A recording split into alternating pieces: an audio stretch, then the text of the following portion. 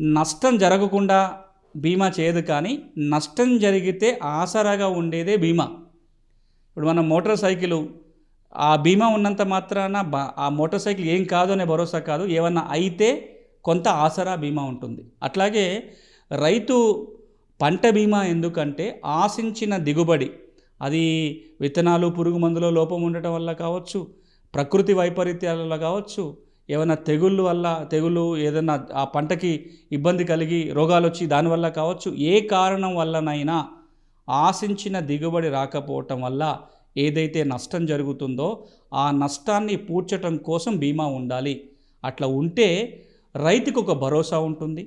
రైతు కొంత రిస్క్ చేసైనా ప్రోగ్రెసివ్ ఫార్మింగ్ అంటే కొత్త కొత్త పద్ధతుల్లో వ్యవసాయం చేయటం, కొత్త రకాల పంటలు పండించడం చేయగలుగుతాడు.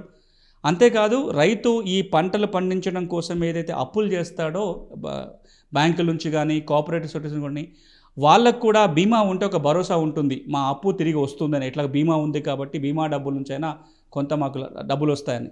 ఇట్లా రైతుకి భరోసా ఉండాలన్నా, రైతుకి రుణం పుట్టాలన్నా, రుణం ఇచ్చే వాళ్ళకి భరోసా ఉండాలన్నా, రోజు రోజుకి కొంచెం ప్రోగ్రెసివ్ పంటలు పండించాలన్నా, కొత్త రకమైన సాంకేతిక పరిజ్ఞానం ద్వారా రైతు అభివృద్ధి చెందాలన్నా ఈ బీమా సౌకర్యం ఉండాలి.